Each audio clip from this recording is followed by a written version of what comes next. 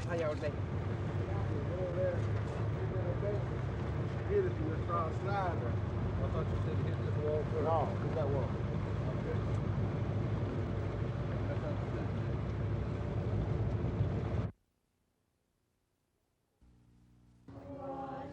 Just as the sun went down over Cottage Hill, 6-year-old Forrest Black and his neighbors lighted their luminaries for the Candlelight Christmas Tour. Cottage Hill is made up of 80 homes in downtown Montgomery, which date from the 1840s to the 1930s. 11 were decked out in Christmas glory for all to see, decorated with candles and visited by neighborhood carolers who dressed in Victorian costumes and roved from house to house spreading Christmas cheer. This is Christ the King, whom shepherds God and angels sing. Cottage Hill has come a long way since 7 years ago when the neighborhood was being restored by its preservation-minded owners who sponsored a hammer and nail Christmas tour. It was called a hammer and nail because everybody was in the process of building and working on their house. 4 homes were on the tour that year. This year, 11 homes were on display. Ticket sales are expected to bring in about $3,500 for the Cottage Hill Foundation. It'll go into further preservation. Lots of times we have foundations or different people give us houses, and we have to pay to move them up here. We have to fix the new foundation, re-roof, things like that. And also we try to buy houses when they come up for market so that we can control who moves in to make sure that they will preserve the house. The neighbors hope to return Cottage Hill to its original splendor. And in the eyes of many who toured the homes this Christmas season, they already have. Lisa Walsh, WSFA TV News.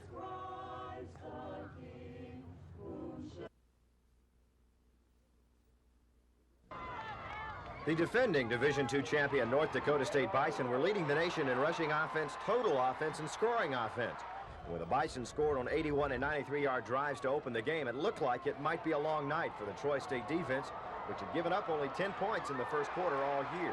We were thinking about national championship during the first quarter, and it was getting us beat. So Coach Rhodes, he came over and he gave us the best word of advice he could. He said, forget about the national championship, play, and if it's meant to be, it's meant to be, and take each play at a time. The best defense early on for Troy State was the Trojan offense. Quarterbacks Mike Turk and Kerry Christensen directed time-consuming drives. As had been the case in their 2 previous playoff games, the Trojan wasted their scoring opportunities. A fumble at the Bison's 7-yard line ended one drive, and a bad snap on a field goal attempt ended another. The Trojans still trailed 14-0. 4 minutes and 43 seconds remain in the first half when Troy State got the ball again. This time, Christensen directed the Trojans into the North Dakota State end zone. A 23-yard completion to Rufus Cox highlighted the 90-yard 10-play drive, which ended when Christensen, playing his final game for Troy State, scored from the 4. We needed to get something on the board coming into halftime. When we got that touchdown, the spirit coming into the locker room at halftime was just 10 times more better than it would have been. The third quarter belonged to the Trojan defense. North Dakota State's Veer offense, which had piled up 151 yards rushing in the first half, was held to only 7 yards on the ground in the third quarter. And the Trojans recorded a safety when a bad snap sailed over the head of Bison punter John Dunbar, who wisely pounced on the ball and carried it over the back of the end zone. The Trojans were within 2 at 14-12. Freshman Ted Clem gave Troy State its first lead in the game with 13 minutes left in the game. Clem's 24-yard field goal put the Trojans in front 15-14. But their lead was short-lived as the Bisons responded with a 78-yard field goal drive, highlighted by a 4th and 6 completion to the Troy State 12. The Trojan defense stiffened, however. Mike Haynes drilled the Bison ball carrier here, forcing the 3-point chip shot from Ken Kubiz with only a minute 36 to play. Just enough time for the Trojans to pull this one out. Christensen passed 20 yards to Lee Hollingsworth and 13 yards to Greg Walls.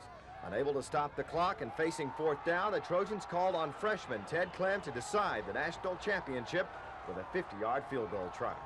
I didn't have any idea of how much time was on the clock when I kicked it or anything. I heard the crowds counting it down. I heard 2, 1, and we just barely got the snap off. And right when I hit it, and I looked up, and I knew it was going to be good. Troy State 18, North Dakota State 17. This right here comes from the classiest bunch of young men that's ever been. I promise. Oh, world, baby! What a champ! Mitch, what does this mean to you being a senior and to go out like this? Right now, I can't even put it in words. You know, anybody here, we don't believe it. I mean, it's hard to accept. We're the best in the nation. Right now, by a playoff system, we're the best in the nation. Rufus, being a senior, it must be really special for you. Yeah, it's real special. I went out in style, as you can see, and I'm very happy. They just kept fighting. They kept fighting. They kept fighting. Somehow they just knew they were going to be able to pull the thing out. And I'm just so proud of them. In McAllen, Texas, Dave Cody, WSFA TV Sports.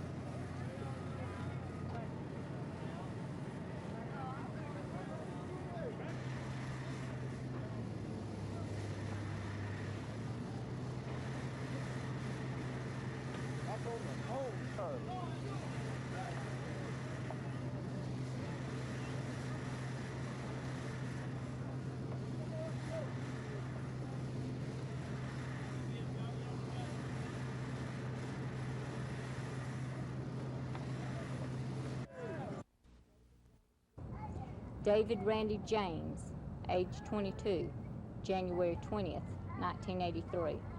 J. Curtis Jones, age 72, April 10th, 1984.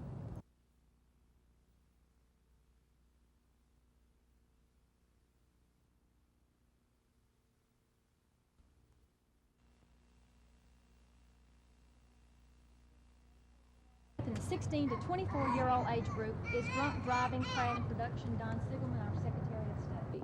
Age 15, April 1959. Stephen.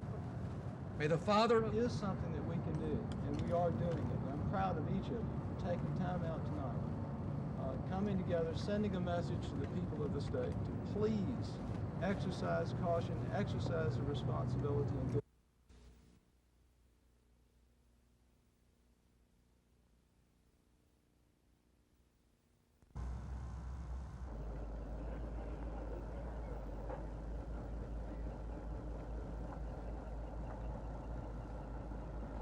increase the awareness of the human tragedy that is going to be there.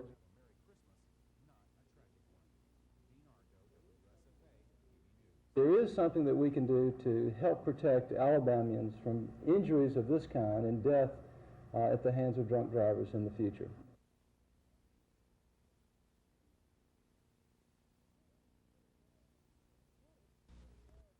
What it really does is it sets back what the legislature did in 1983 when they toughened our DUI law. What they did in 83 was to say that we'll look at your driving history. If you've had a prior DUI conviction, then you should be punished more severely. And it made it pretty tough. Eventually a person had to go to jail and would lose his or her license. Mm-hmm. What I think this decision could do, if the Supreme Court doesn't say no, is to say everybody starts over again on equal footing and, in a sense, erases a person's criminal history.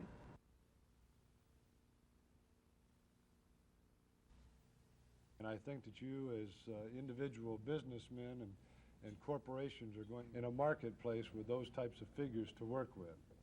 So we have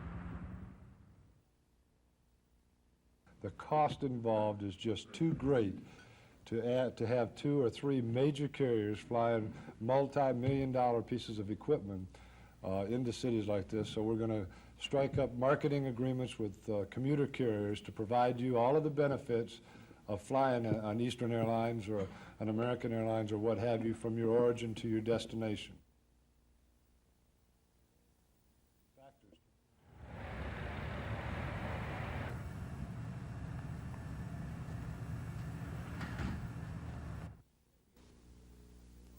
This is Donald Robinson, the owner of the Friendly Cafe on North Decatur Street.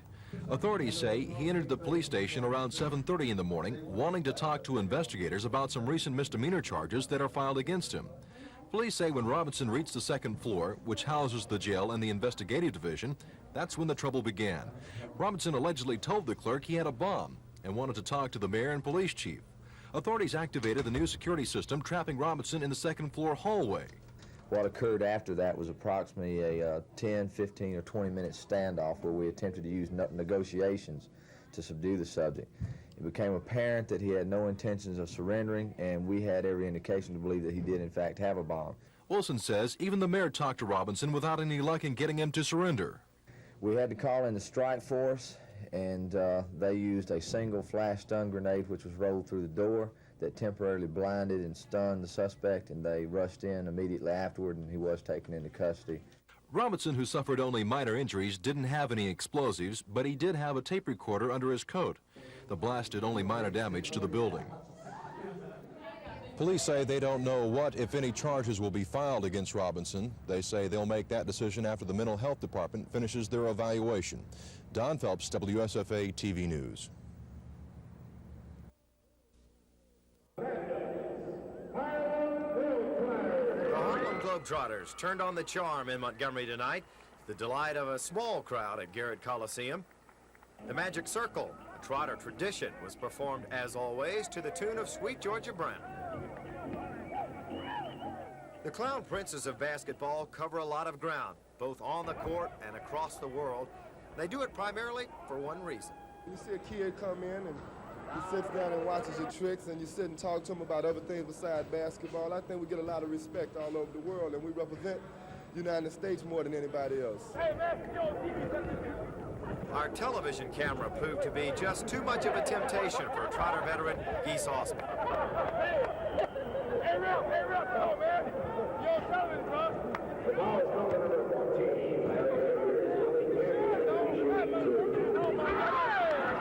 The Trotters are #1 when it comes to entertainment. Next year, they're undergoing a major change. The first female member will be added to the squad. We basically feel there are some capable of competing on certain levels with men. And with the tremendous upsurge in the popularity of female basketball, we just feel that it would be something that the Globetrotters should be first at doing, and that is including a female player with the men's professional teams.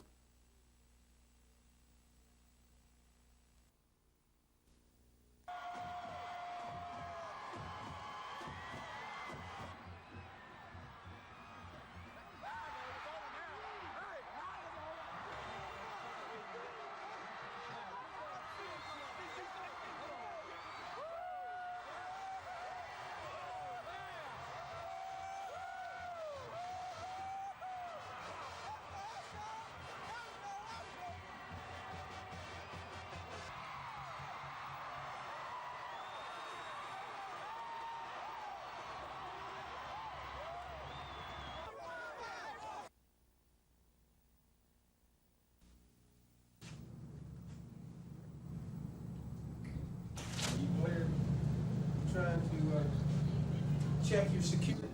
How heavy is that camera,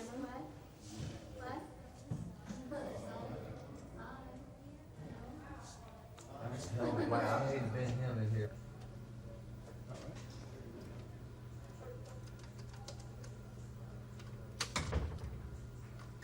We had to call in the strike force, and they used a single flash stun grenade which was rolled through the door that temporarily blinded and stunned the suspect, and they rushed in immediately afterward, and he was taken into custody with only minor injuries. He had a couple of scratches on his forehead.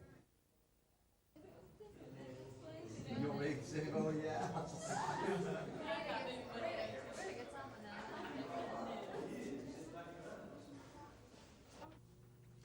Okay? Do you have a snapshot of him, sir, that we might be able to share? Not yet, but I intend to get you one if you'd like to Thank check you. back later. Concern anybody in general. The Friendly Cafe, where is that? In such a way that we had a man stationed at the door. If they need to make a quick exit, it could be accomplished. So what do they do?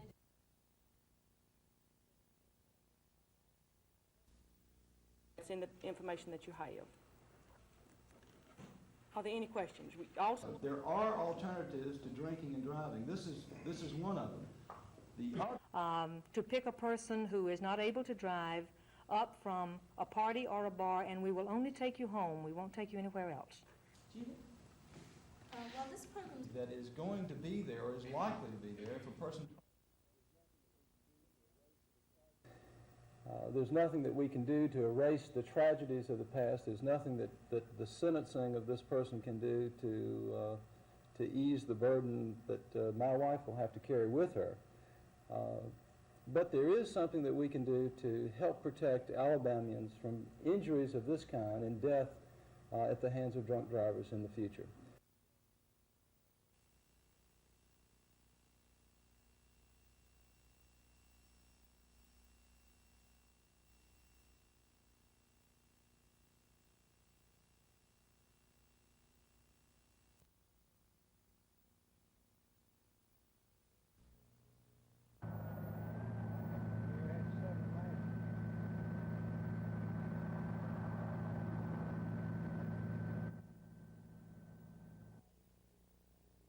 Use extreme caution in driving. You know, with the Christmas sales, there's a lot of traffic on the roads. But I hate to be the bearer of tragic news to some family that one of their loved ones was killed in a traffic accident. Everybody just needs to exercise extreme caution, because there is an increase in the accidents at this time and an increase in traffic deaths. Apparently they were eastbound and the car was westbound. The car was stopped. Turned in front of a truck this time stop.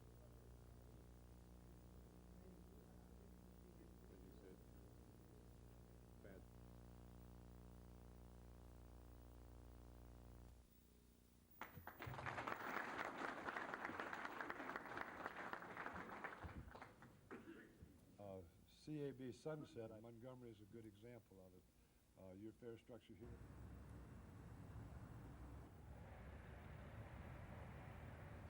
When you've had a heavily regulated industry for a long, long time, and you just take the chains off and you just let it go, it wanders and meanders in a lot of different ways until those involved learn how to deal with the situation.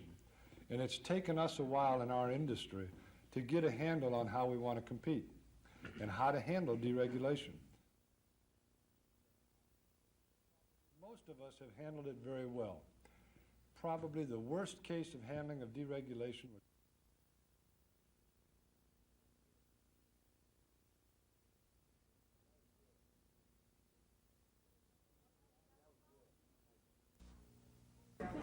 that was good. Thank you. Life begins at 40. That's what I heard. If it's been any better than the first one, I'm not sure I understand it. We did. I don't know if I can get that much ice in the car. That is, it's going on your family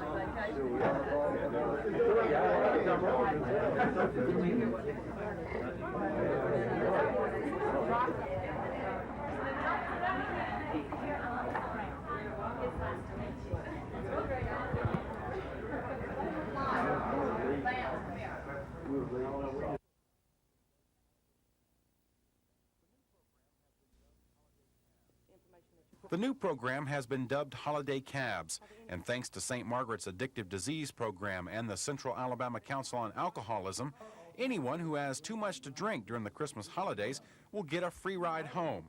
Sister Almeda Golson, administrator at St. Margaret's, says the innovative program is designed to keep those who drink too much safe and out of her emergency room. There will be occasions in which a person will find himself or herself in need of assistance, and that's what this program is all about. Secretary of State Don Siegelman says the alcohol death statistics are staggering and getting worse.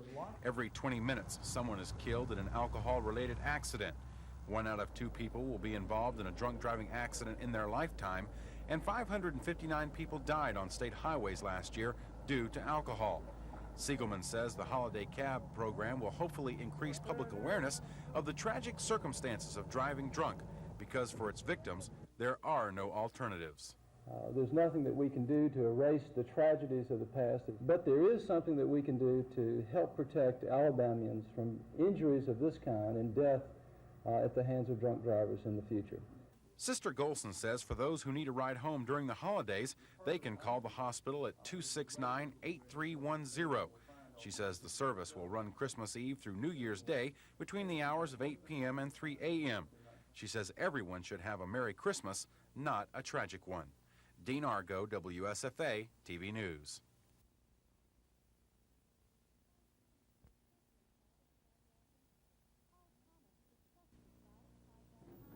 Paul Thomas is especially proud of Tri-Glass Industries, and he should be. He started the company 11 years ago, and today it's ranked among the nation's fastest-growing industries. Thomas knew little, or actually nothing, about the fiberglass business he now heads up. He says the process of going from nothing to becoming a multi-million-dollar business was all trial and error. Nothing is easy. Nothing is easy anymore. I would say that our most critical time was in the 1980 frame, which taxed me and everybody in the company. It was one of those times when we had to go for broke, and we made it. That was the 2 big years. Tri-Glass manufactures fiberglass, camper and van tops, van accessories, and satellite dishes. The company is still growing. Thomas says he plans to branch out in other areas, such as raised rooftops on vans. The company sells its goods in 21 states. It even has its own delivery system. From 1979 to 1983, Tri-Glass's sales grew 815%, a growth of more than $6 million. That puts the company in the top 1/10 bracket of the fastest-growing businesses in the nation. We would mainly attribute that to about everything we designed and produced sold good. And we ensure that we build into every product we make quality and value, and spend the money necessary to build a good product. This success story is not over. Thomas says he has plans for expansion in the years to come. Christy Steves, WSFA TV News, Daleville.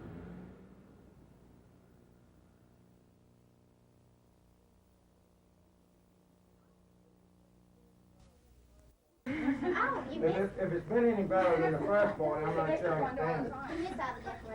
We did that. Well, somebody said life starts at 40, and I believe it. If it's any better than the first 40 years, I'm not sure I could stand it. I can't think of a better thing to have every year than a birthday.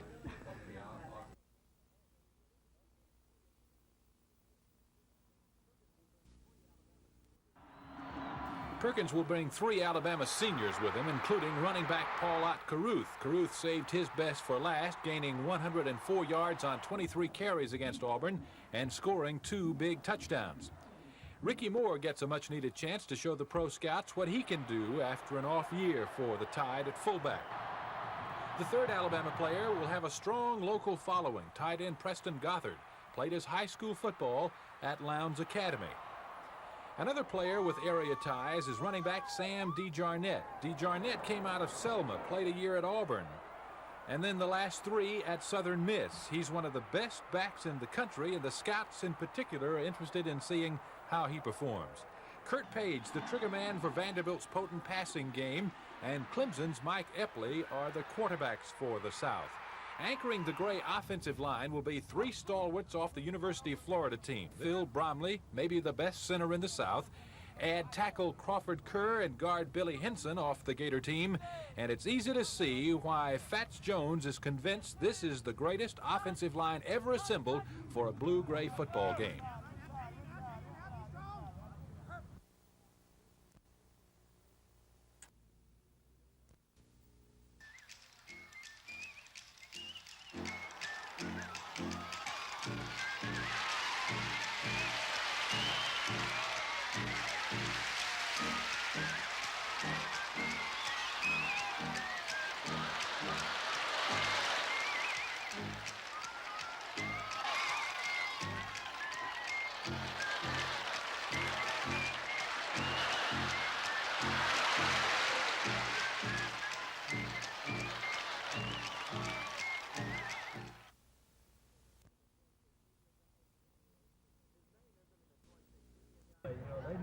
His name isn't in the Troy State Media Guide, and neither is his picture. He's not even on scholarship. But Ted Clem, a freshman walk-on kicker from Georgiana, has made his place in Troy State football history. Clem had been successful on 14 of 21 field goal attempts coming into Saturday's Palm Bowl game. He was successful on his first 2 tries against North Dakota State. But none had been kicked under the kind of pressure as his third would be. a 50-yard effort with time running out that would decide the national championship. I asked Doug Crane, the punter, just keep everybody away from me so I can keep my head clear on what I had to do when I go out there. And I said a little prayer on the sideline for God to just be with me and give me confidence out there, and he did, and I just want to give him all the glory and honor for it. Clem's kick not only met with the approval of his grandmother, but his teammates as well, who described his performance as poetic justice. We lost the ball game on a missed field goal earlier in the season, and I know that meant so much to Ted, and of course you know what it meant to us. Ted, he's a courageous guy. He, he missed that field goal in North Alabama, and he felt pretty bad about it, but I just felt like deep in my heart at that time the Lord was sending us a message. He was giving us a message, and there was going to be a lesson learned from it somewhere down the line, and that's the message he gave us, and Ted, he became a hero tonight. This hero was greeted with a sign Sunday that read, "God had Clem in his palm." Dave Cody, WSFA TV Sports.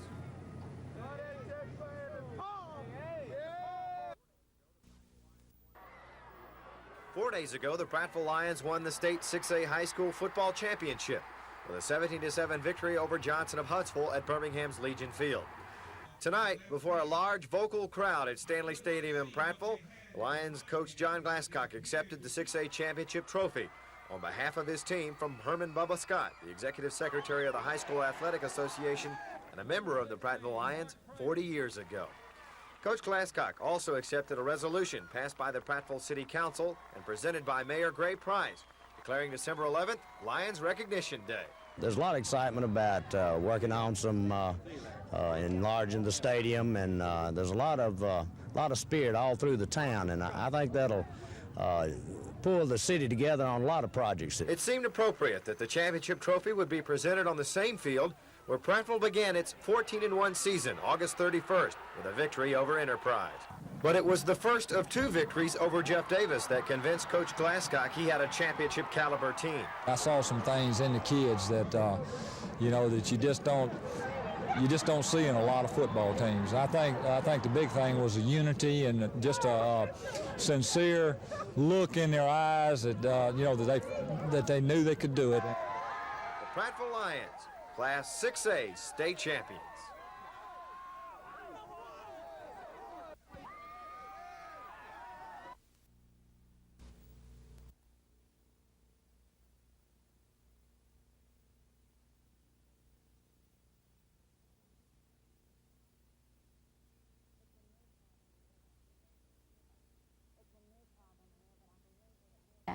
It's a new problem here, but I believe that it will be in the future. What has happened is the fact that Cabbage Patch dolls...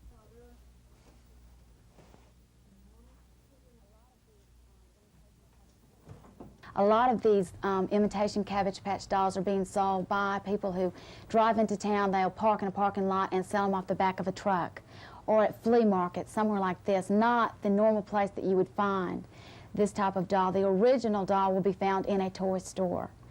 Perhaps one that is a name brand one that you've heard of before.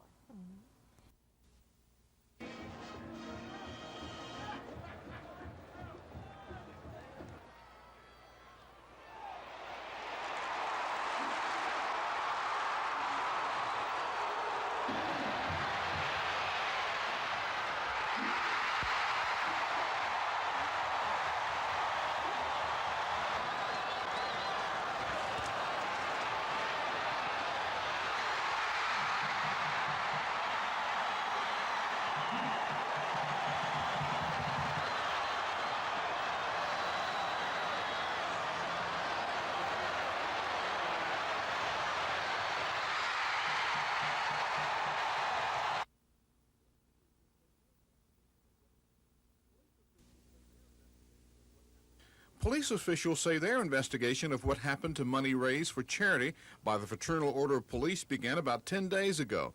And they say the probe led to FOP President Orla's suspension. Police spokesman Major John Wilson. She has been sent home leave with pay at the time. They have several fundraising operations within the FOP which she was in charge of and responsible for handling. Apparently some $10,000 has come up missing from that fund. Major Wilson says Sergeant Orla, on advice of her attorney, has refused to discuss the status of the funds. In the meantime, she's been ordered to report to Chief Charles Swindle Friday, December 14th, where he's expected to recommend that Sergeant Joyce Orler be dismissed from the Montgomery Police Department. This is Norman Lumpkin, WSFA TV News reporting.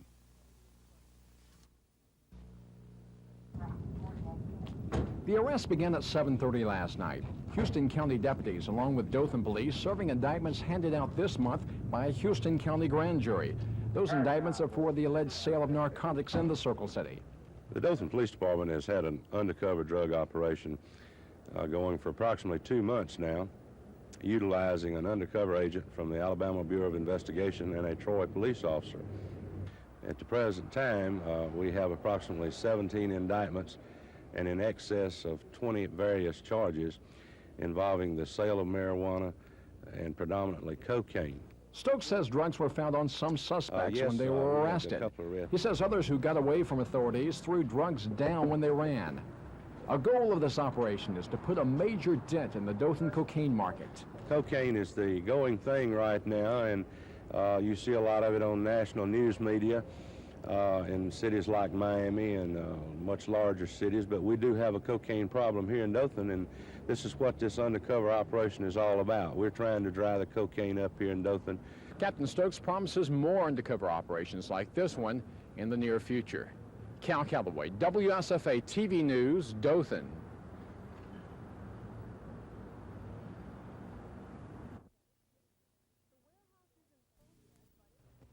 The warehouse isn't full yet, but it's getting there. This is the storage place for Christmas toys that'll be given to needy children by the Montgomery Police Department. See, it's not the police department or any one of these other groups that makes it work. It's Montgomery, because without people giving us food, giving us money, and giving us toys, we couldn't do anything. And the work is just beginning. Friday's the day for the annual WLWI radio auction to raise money. And on Saturday, people can take their donations to the Brubaker Tree on the corner of Fairview and Norman Bridge Road.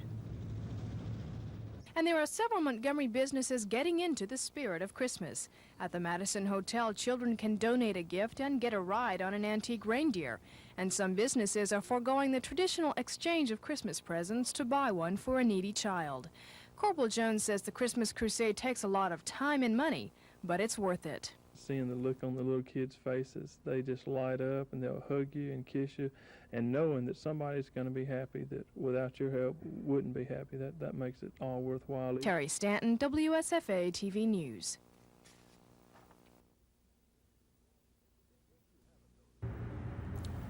In case you haven't noticed, Maxwell has a growing open-air museum on base.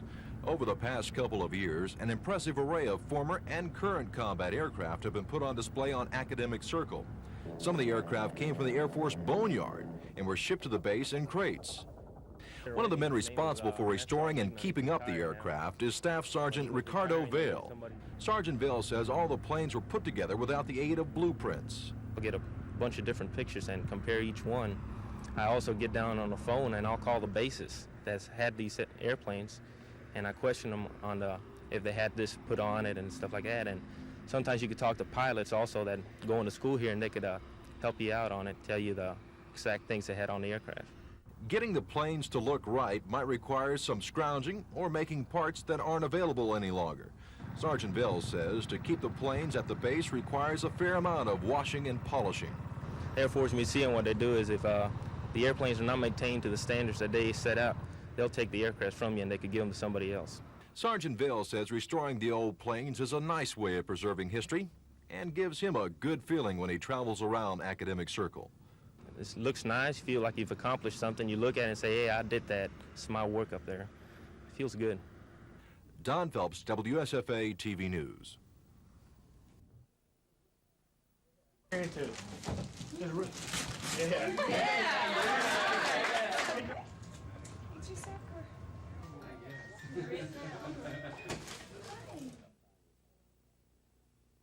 Christmas time is supposed to be a happy occasion, and when you have to be in a hospital, it's not very happy. And the nurses in all of the stations around the hospital, and especially here in pediatrics, go out of their way to try to make the children as comfortable as they possibly can, and as much of a home atmosphere as they possibly can with decorations and that type of thing.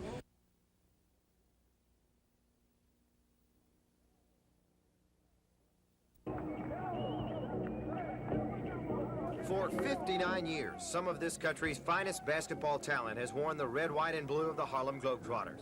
But until now, the Trotters have been an all-male organization. A nationwide search is underway to find the team's first female member. As soon as we find 2 or 3 that we think are capable, we're going to bring them to our Globetrotter training camp.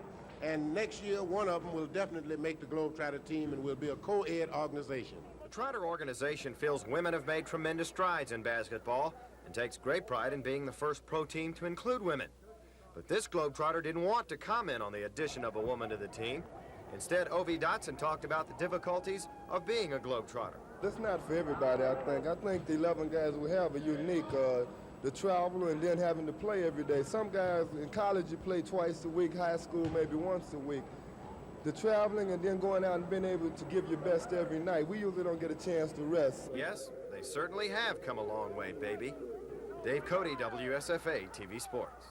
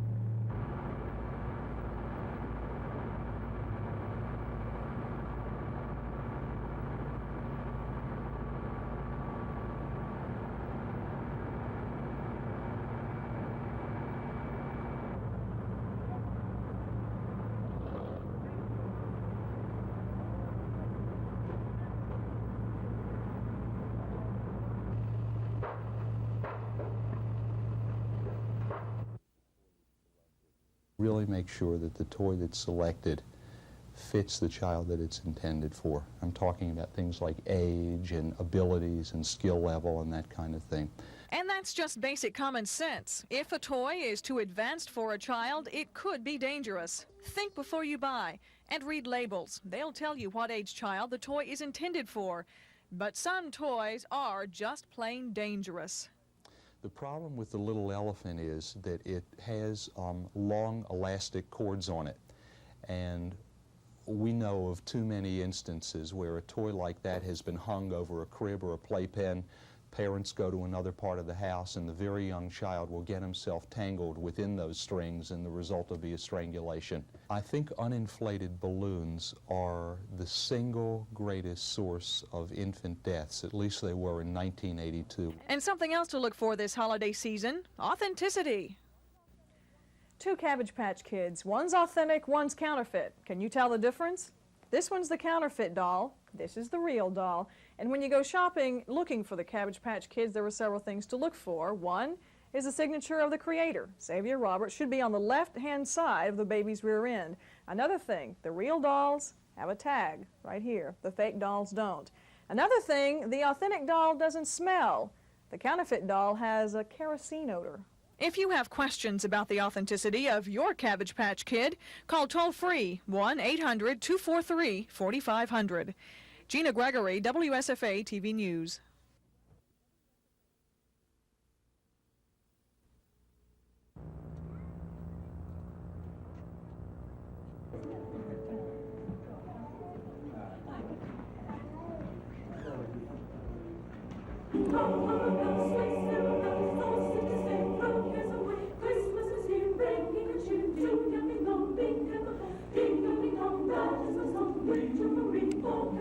One city here, voice of a cheer from everywhere, feeling the oh, Christmas our birthday terror. Carry walking, sing songs of a cheer, Christmas.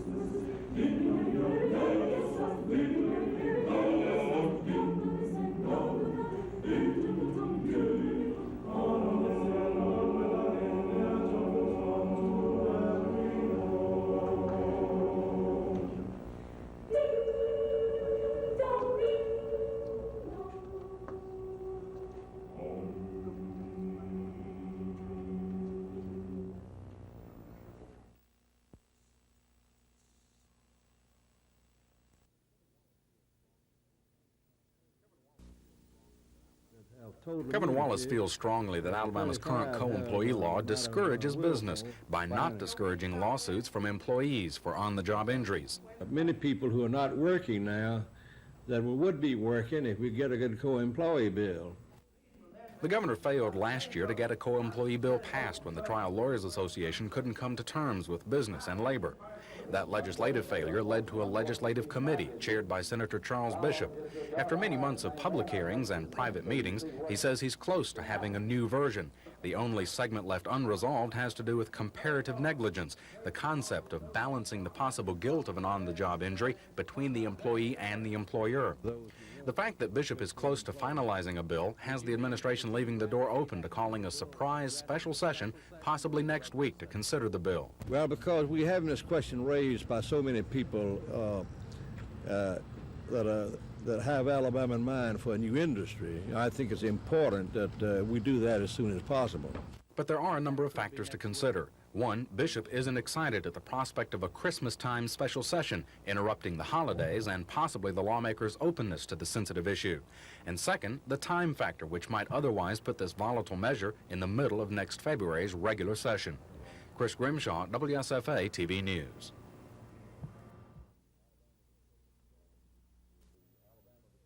And the Alabama became a state 165 years ago Friday. And you can see this paper is in pretty good condition for a paper that's 165 years old because it was printed on a... 10 or 12 states that have total immunity, 35 have the amount of willful. To talk to these people, Lieutenant Governor Baxley.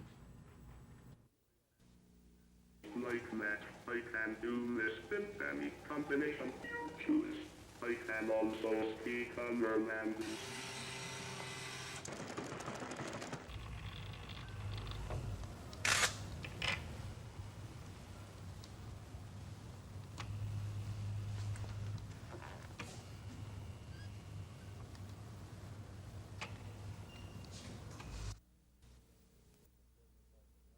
We've got to pick ourselves up off the ground and get that gleam back in our eye and go to work and just see what we're made out of as coaches and players. So we just go from there. We think we're just going to have to get a team effort, you know, and just go out and really show the fans that we're capable, we are a great football team. I believe the Liberty Bowl is probably one of the most important games we might play all year as looking at it and recruiting-wise and stuff. And fans say that, and a lot of folks think that it'll be almost impossible to get ready to play. What do you think? I don't think so. I think this team has a lot of pride still left, and we'll be ready to play.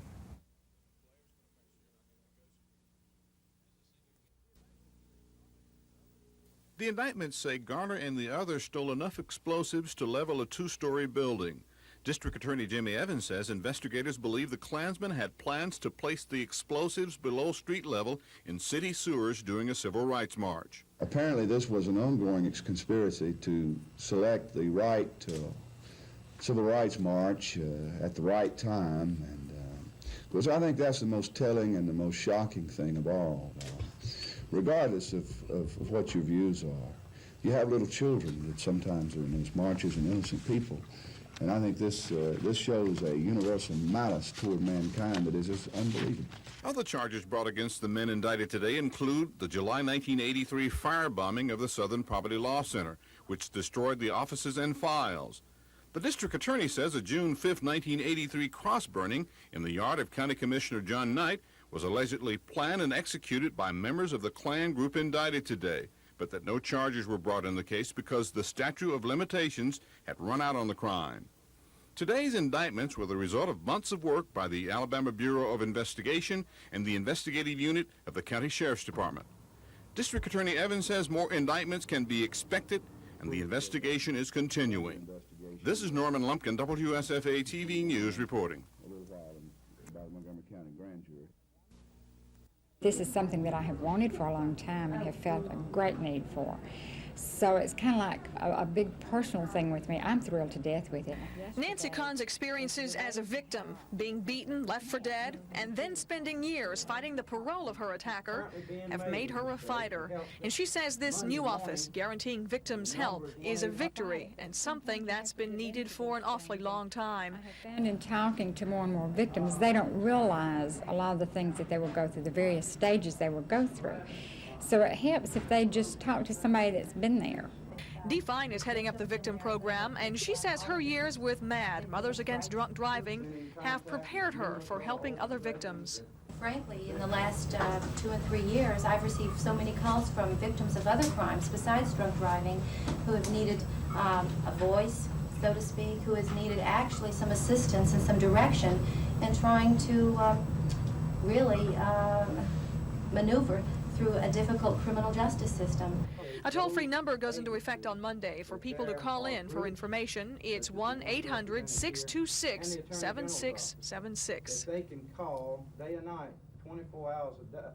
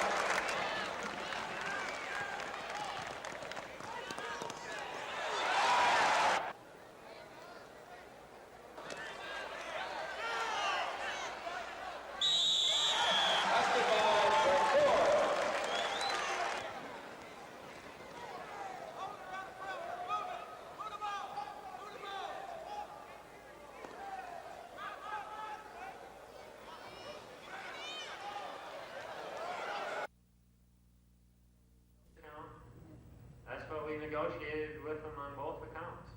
How much of a discount is that? 20%, 6% on all paid claims, he said. Okay, well, our unfunded accrued liability now for all three systems, teachers, state employees, and judges, is less than $500 million. The reason we were able to drop in both the teachers and the employee retirement system, the employer rate, was because of the high. You requested the information from him now. I would like to know that. I certainly would. Could you get that part of the phone? Let me show you my local range. The robot exhibit is a technological tour of robot history, and this collection of more than 40 robot sculptures and toys is just starting its tour of the country. The exhibit features everything from highly sophisticated robotic arms to, believe it or not, singing robots. Will you still feed me when I'm 64? There's even a robot that makes excuses. But aside from the sheer fascination thousands of people have already shown for this exhibit, museum officials say it also has a practical side. Every year that passes by, it becomes more and more likely that people will have objects in their homes that perform robot functions, if not an actual functioning robot. The robot exhibit will open its doors to the public tomorrow. It will stay here through January 20th, giving many people around here a once-in-a-lifetime look at the future. Tom Foreman, WSFA TV News.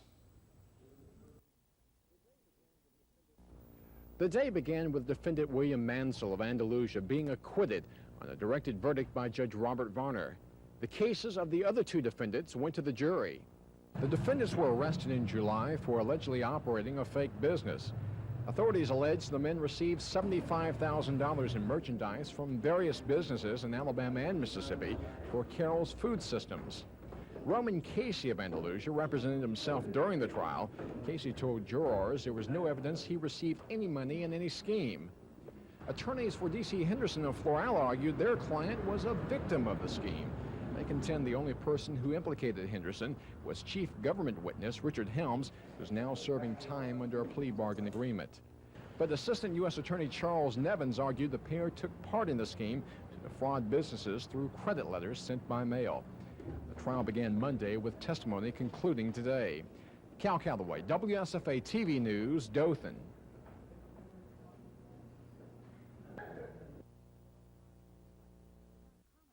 Pictures like these have become commonplace on network newscasts, and the starving children in Ethiopia have touched the hearts of these youngsters at the Early Childhood Center.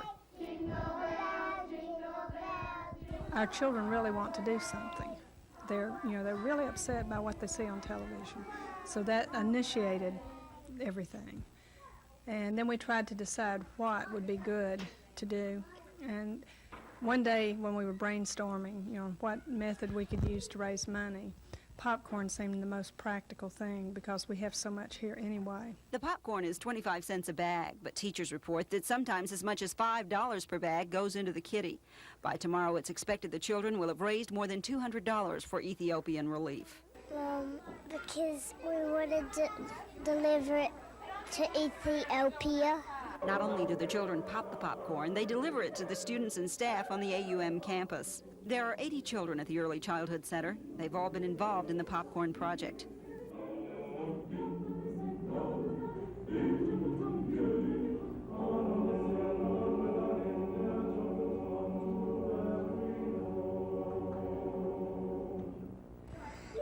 They don't have any food.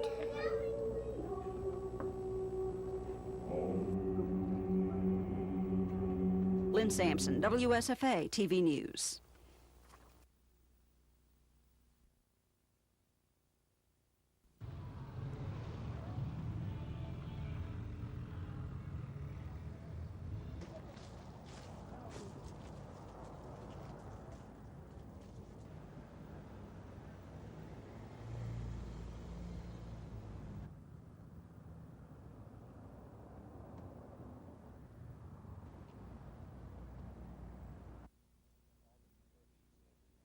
Auburn University will be in a much better position to receive and award federal funds to students on loans, on a number of programs that the federal government has to assist students because we are an accredited institution. It also means, I think, that Auburn University will be in a much better position to attract world-class faculty to the university, and also it'll help retain outstanding faculty that are already here.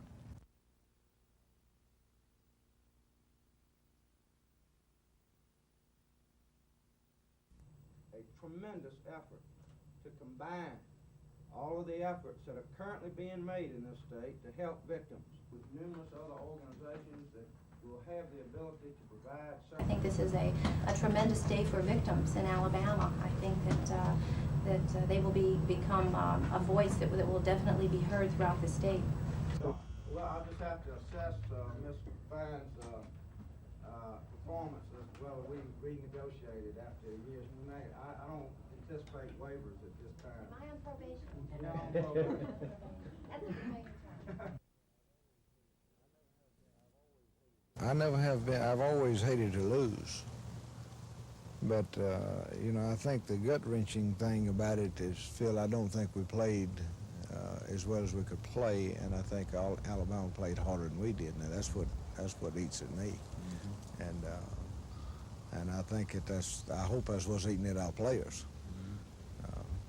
So, we got to live with that.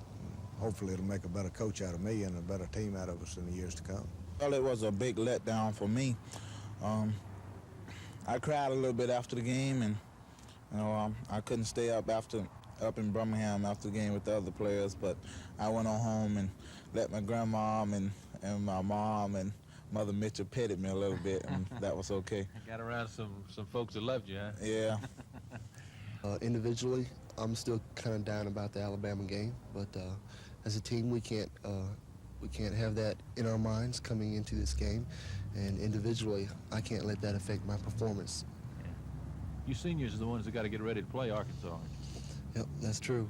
But I believe the juniors and the sophomores and the freshmen, everybody that contributes to this game, other than seniors, is going to be important because this game is going to carry everybody over into next season. So it's, in a sense, it's kind of nice to have one more to go, huh? Yes, sir, it is. And it'd be nice if we cap this one off with a victory, and that put us in 9-4 season.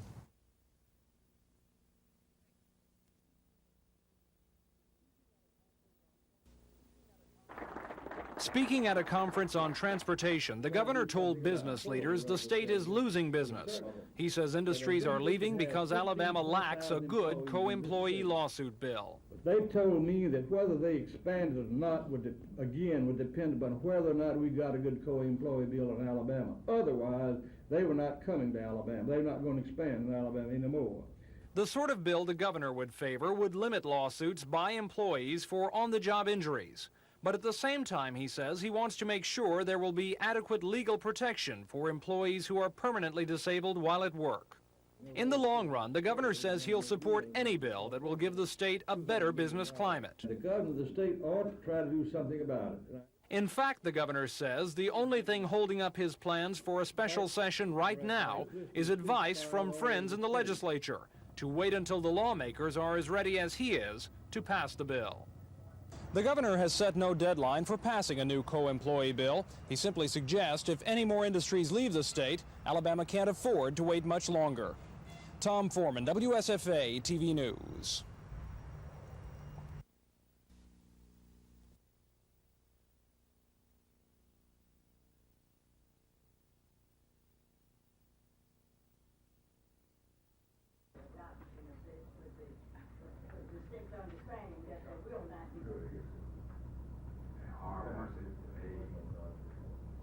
The method I will use, we adopted a little emphasis placed on basic health facts relative to the age requirement of national health insurance, and the fact that religious, philosophical, or sociological views.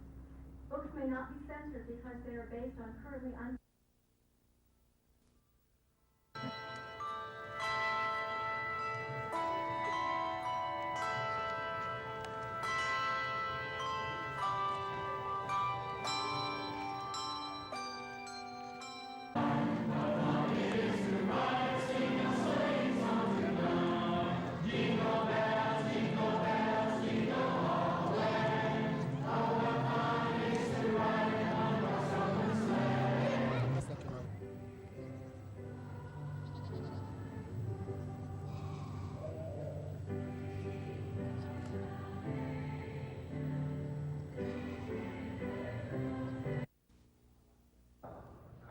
that program, and I hope you'll continue that one, but first we need to stop these folks. To clean up a particular hall or kitchen, but all have something meaningful work. And do you want a caged up animal thrown back on the streets, or you'd rather have 15%?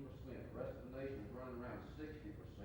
You're on a farm or your factories or wherever you may be placed, what percent are working in what percent? What types of offenses of people can't be placed on work release? Yes, we don't have any sex offenders, drug traffickers, and so forth. And once again,